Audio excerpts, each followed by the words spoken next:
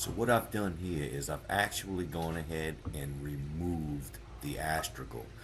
What that did after peeling it off was left the brads or the trim nails exposed where I could actually grab them, all Oh, except for that one, and peel them out, which made the job a whole lot easier. Trying to dig the nails out come on, girl. through the astragal would have been a nightmare.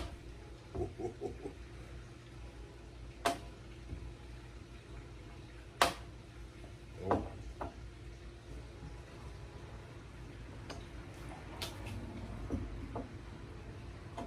I'm not applying any pressure. Any unwanted. Mm.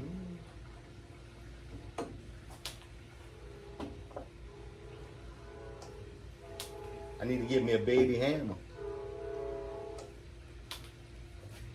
Now I still got one here that will rip. You send you to the hospital if you're not careful. That's a skin ripper. Let's see something. It is not gonna work.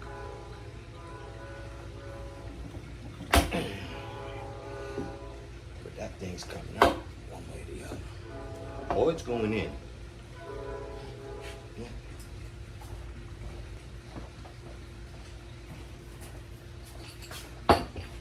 So here we go. We're gonna make a flush. That's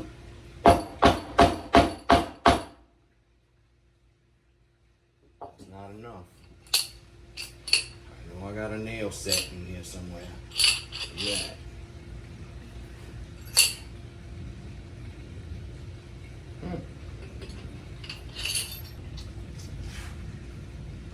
That fixes that.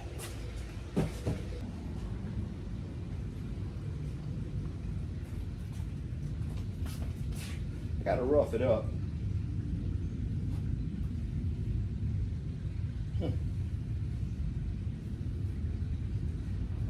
Take that green line off. I gotta rough it up. What you don't want to do at this point is hit that. So, here we go. So what I'm going to do here is put a line of tape on the edge of the door which has already been painted. A piece of 80 grit sandpaper will destroy a good paint job if you just run it across the surface. So you don't want your hand to slip and whack, boom, no more good. So the tape is going to be used as a guide just as much as it's going to be used as protection. But remember, that 80 grit will also go right through one layer of masking tape. You should either use a duct tape if you're not familiar with the process, or use a couple layers because it will run through it and destroy your paint job. Yeah. Alright, but I gotta take care of this line first.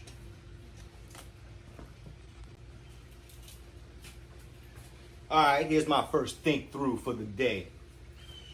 They've got a lip right here. Some of the paint peeled when I peeled that piece of trim off, and I gotta water sand it, but I'm going to glue this one here. I'm gonna epoxy it to this door, no nail holes. And I don't want this to get wet. And I have to water sand here. Like I said, acrylic latex never dries. It just gets a little less sticky. So what I'm gonna do is, right off of the edge of where I have to sand, I'll let a little bit of the wood get dry. Hopefully I'll get in and out fast enough that I don't soak anything up. And if not, so be it. I promise you, I'm gonna make a steak.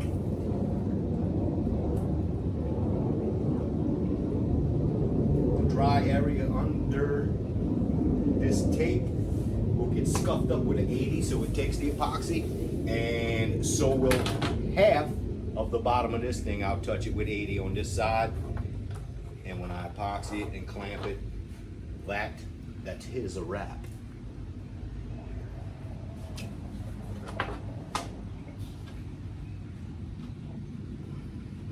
2, 3, 4, 5, 6, 7, 8, 9.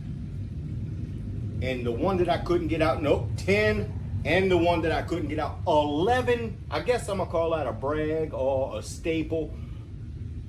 11 damn nails in a piece of trim that big. It's 1.5 inches wide.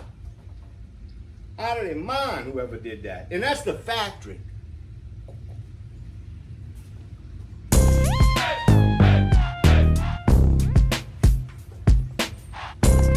That's waste.